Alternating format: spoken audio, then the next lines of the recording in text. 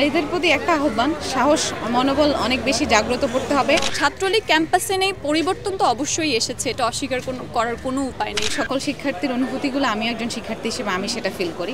ইশতেহারে আমরা প্রথম ইশতেহারেই যে 1 নম্বর পয়েন্টে যেটা রেখেছি সেটা হচ্ছে ডাকসুকে ক্যালেন্ডারের আওতায় নিয়ে আসা, ক্যালেন্ডারভুক্ত করা, যে প্রত্যেক বছর ডাকসু হবে এটা নিশ্চিত করাই হচ্ছে আমাদের প্রথম পয়েন্ট, প্রথম ইশতেহার। এবং এছাড়াও আমরা বাকি যেগুলো রেখেছি আমরা মোটামুটি 14টা ইশতেহার দিয়েছি।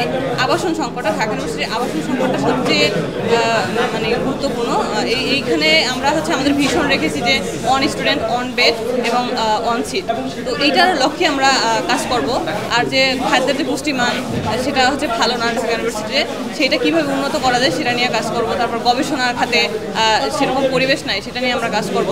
আমি আমার ইশতেহারে বলতে চাই যে ঢাকা বিশ্ববিদ্যালয়ের যারা শিক্ষার্থী আছে, আমি কোনো রাজনৈতিক দলের প্রার্থী নই, আমি স্বতন্ত্র হিসেবে নির্বাচন করছি। সেই হিসাবে ঢাকা বিশ্ববিদ্যালয়ের শিক্ষার্থীদের যে সমস্যাগুলো রয়েছে, যেমন আবাসন যে সমস্যাটি রয়েছে, পাশাপাশি ঢাকা বিশ্ববিদ্যালয়ের শিক্ষার্থীদের যে একাডেমিক যে সমস্যাগুলো রয়েছে, একাডেমিক রিফর্মের যেটা করতে হবে আমাদের, সেই সমস্যাগুলো নিয়ে আমি মূলত কাজ করতে চাই। ছাত্রলীগ ক্যাম্পাসে নেই, পরিবর্তন তো অবশ্যই এসেছে, এটা অস্বীকার করার কোনো উপায় নেই। যেমন আমরা হচ্ছে হলগুলোতে এখন দেখবেন যে আমাদের যারা নতুন শিক্ষাবর্ষের শিক্ষার্থীরা এসেছে ওরা কতটা স্বতঃস্ফূর্তভাবে থাকছে।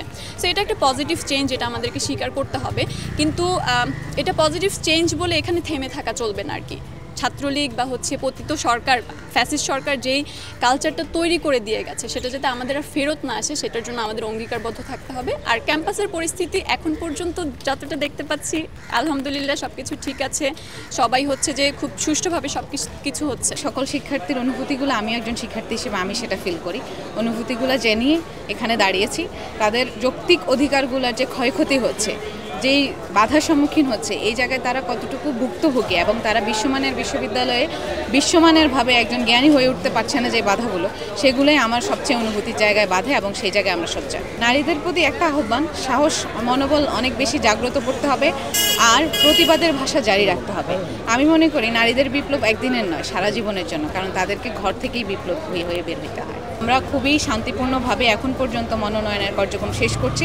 আমরা আশা রাখছি 9 তারিখ পর্যন্ত কেন সারা জীবনে আমাদের ক্যাম্পাস শান্তিপূর্ণ থাকবে ইনশাআল্লাহ। যে কোনো দলের ক্ষেত্রে বলে না কেন, শিক্ষার্থী যে ছাত্র রাজনৈতিক সংগঠনগুলো বলে না কেন, যদি যেই সুস্থ ধারার রাজনীতি করবে, বাংলাদেশ হুমকির মুখে পড়বে এরকম রাজনীতি করবে না এবং বাংলাদেশ পন্থাকে অস্বীকার করবে না, বাংলাদেশি হিসেবে নিজে গ্রহণ করবে, তাদের সবার প্রতি আমার সাথে।